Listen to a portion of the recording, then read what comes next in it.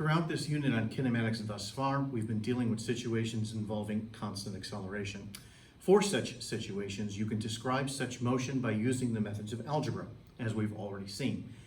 However, for situations involving non-constant acceleration, then you must use the methods of calculus to describe position, velocity, and acceleration as a function of time. That's what you're going to get introduced to here in a one-dimensional case as we now reach the end of Chapter 2. In order to describe such motion, however, ahead of time I have to give you a basic primer, if you will, on the basics of calculus. Calculus is essentially two things: the process of finding a derivative, called differentiation, and the reverse process, which is called integration. I'm going to give you a basic primer on how you calculate derivatives and integrals for polynomials. Now, as I go through this process, what I am going to skip over is the theory behind what it is that you're about to see. You're going to get that theory in your calculus class. What we're concerned with here is technique. In other words, what are the methods that are used to calculate derivatives of polynomials and integrals for polynomials? That will be my approach here. We're essentially just based upon pure nuts and bolts calculation, and for our purposes, that's perfectly fine. Okay, let me begin by going through the basics of calculating a derivative.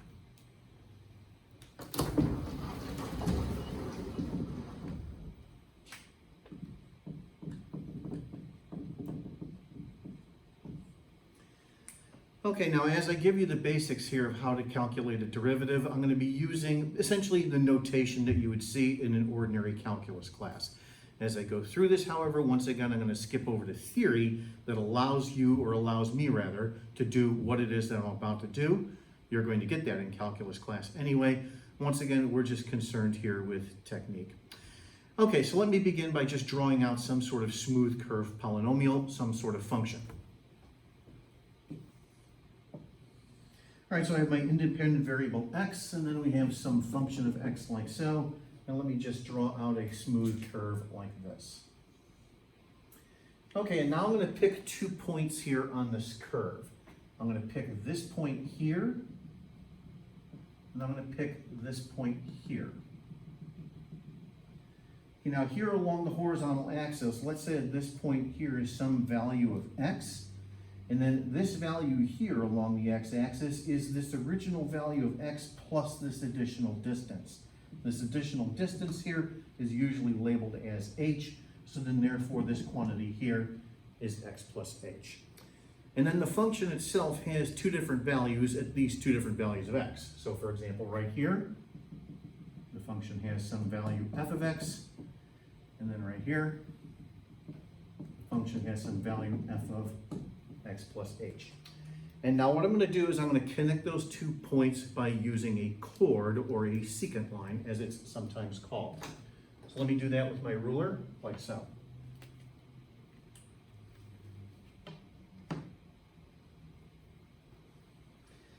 Like this, where this green chord or secant line intersects the function here and here at these 2 points. And now let me go ahead and calculate the slope of this line. When I calculate the slope of this line is essentially a calculation of, as an average, how this red polynomial is changing from one value of x to the other. Okay, so the slope itself is just rise over run. Okay, the rise is the difference between the values of the function at these 2 points. Like so. And then you'll notice that the run is essentially just the difference between these two values. That's this distance h here on the horizontal axis, like so. Now, of course, we've already seen this earlier in the chapter in the context of motion. When talking about motion, initially I drew out position as a function of time, and then by calculating the slope, what we found was the average velocity. It's an average calculation of how the position is changing over a broad time interval. Kind of think of this now in the following manner. Essentially what we're calculating here is an average as to how this red polynomial is changing over these two discrete values of the value of x. However, now what we're more interested in, however, is understanding exactly how the red polynomial is changing at a specific point here on the function itself, say specifically at this value of x.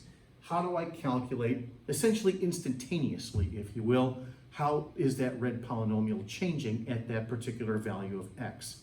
Well, what I have to do is I have to take this slope here. Once again, this slope is an average calculation. And then I have to take the run here like so and make it infinitesimally small. I have to let the value of h shrink to 0.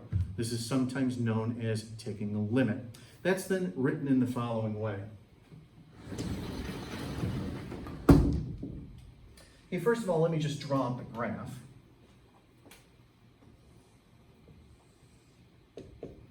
Like so. So same polynomial as before. Like this. And then I'm looking now at this, specifically this discrete value of x right here. Like so. And then I'm going to be finding the slope of a line, but in this case it's a line that is tangent to the red polynomial's curve. It only intersects the curve locally at that point. That then looks like this. Once again, using the same colors here for clarity. Okay, this line right here is the tangent line, and the slope of that tangent line is describing to us exactly how this red polynomial is changing right here at this discrete value of x. It's the same thing as the quantity above. However, what we now have to do is take the run here, the value of h, and make it infinitesimally small. This is then what is known as a derivative. The derivative in the language of calculus is written as f prime of x. What we do is we take a limit. As h shrinks to 0, it becomes infinitesimally small of the rise divided by the run. So now let me go ahead and use this essentially definition, if you will, of the derivative for some simple polynomials. As I begin to do this, what you're going to recognize very quickly is that for polynomials, there is a simple pattern. Okay, so I'm going to do a little bit of erasing here, like so. I'm going to keep this definition here of the derivative. And now let's begin with an example very simply that's just equal to a constant. Okay, now qualitatively speaking, what should the derivative of a constant be? The easiest way to answer that question is to just graph it out. Okay, now of course if the function itself is a constant, this then means that it's a horizontal line. Like so, right here specifically at the value of c. And then think of the slope of the ruler's edge here as representing the derivative. Notice that the slope of the ruler's edge, tangent, if you will, here to the curve, is always equal to the same value. It's equal to 0. So then therefore the derivative should be equal to 0. Let's see if it is by using this definition.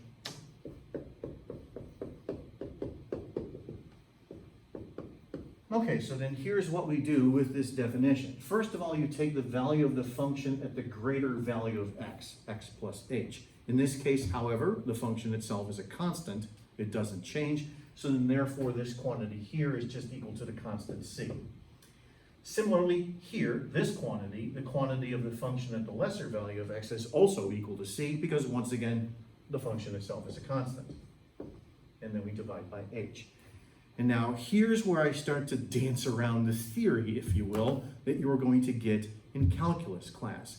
In terms of pure nuts and bolts calculation, what you do when calculating a derivative very simply is you do all mathematical operations that you can do first, and then only at the end of the process do you make the value of h infinitesimally small.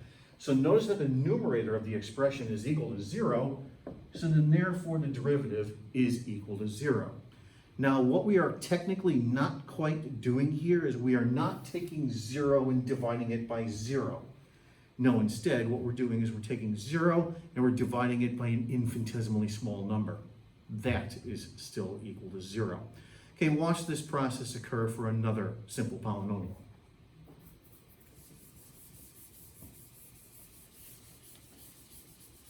Okay, now what I'm going to do is I'm going to say that my polynomial is linear. So let me just go ahead and add an x here like so. And then qualitatively speaking, let's get an understanding as to what the derivative should be before I actually calculate it. Now, if we're talking about a line here, in this case, it's a line with a y-intercept of 0 and a slope that's equal to c. Once again, just qualitatively, let me grab a ruler here. Qualitatively, think of the derivatives as describing the slope of the line that's tangent to the curve. Think of that as the slope of the ruler's edge. Notice that the slope of the ruler's edge here never changes for all values of x. It's just equal to the slope of the line c. So then therefore, the derivative should be equal to c. Let's see if it is. Okay, so now we go over here and then just plug everything into the definition. Usually what trips up a lot of introductory calculus students first when they begin to learn this process is, what is it that you write for the first value here in this term? Well, you just write the function and replace the variable x with an x plus h. So I'm going to take the function and just replace the x here with an x plus h. This then gives me the following. Like so. And then from that, you subtracted then the lesser value of the function. The easiest way to do this is just to write the function itself. Like so. And then we divide by h. And now once again, you do every mathematical operation that you can do first, and then at the end of the process, you make h infinitesimally small. So then therefore, in the numerator, let's go ahead and do a little bit of distributing here. This is cx plus ch, and then minus cx, like so. Okay, now let's begin to simplify. Notice that the cx's, first of all, cancel out, positive and negative, like so. And then with what's left, notice that I can go ahead and now cancel an h from each term. And then therefore what's left is the constant c. So then therefore the derivative is equal to c. It's equal to the slope of the line. It's equal to a constant. Okay, one more such example for a polynomial. Let's take a look at something that's a quadratic.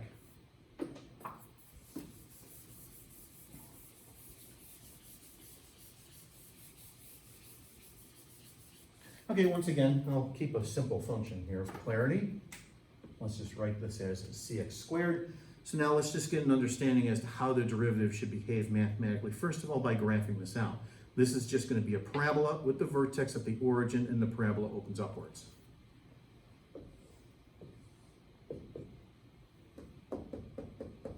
So that's just going to look, say,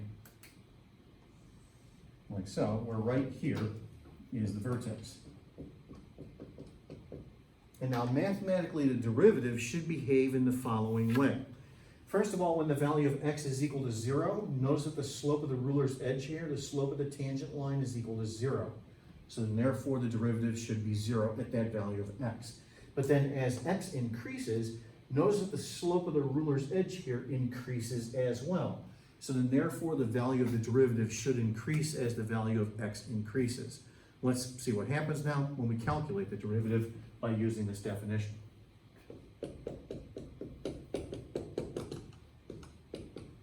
Okay, so once again what we do is we write the value of the function here by replacing the variable x with now x plus h, so that then looks like this.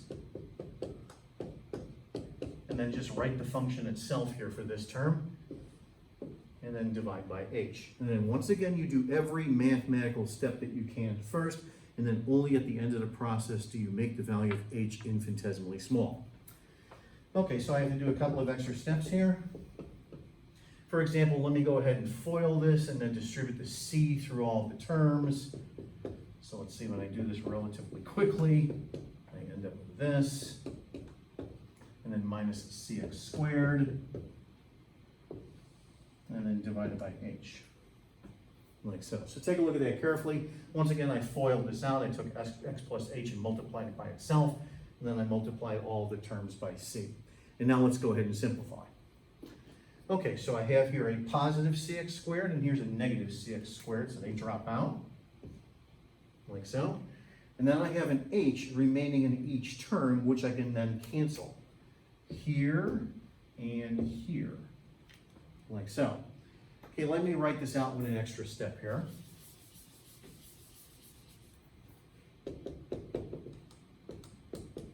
Okay, so with this step below, here's now what I have remaining. First of all, 2cx, and then plus ch, like so. And now I can safely let h go to 0, make it infinitesimally small, take a limit that is, and then therefore just simply end up with this, 2cx. So notice that the derivative itself is a function. In this case, it's a linear function. The value of the derivative linearly increases as the value of x increases. Once again, that's basically describing the slope of the line that is tangent here to the curve, like so. Okay, now, stated without proof, you're going to see this in calculus class anyway.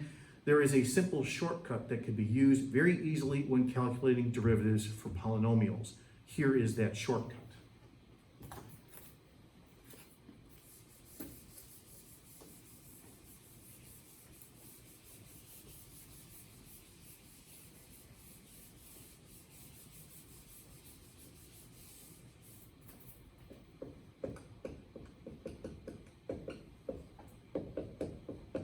Okay, so let's say that you have some sort of polynomial.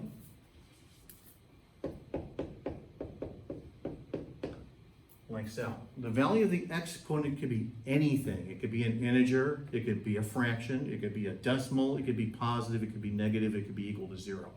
Doesn't matter. If you have some polynomial, regardless of how complicated it may be, then the derivative is found very simply by doing the following. What you do is you take the value of the exponent and you bring it down in front and you multiply it by the constant c, like so.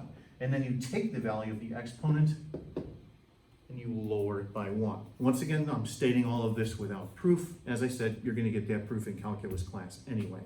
Let me go ahead and employ this little shortcut here to the 3 basic examples that I did.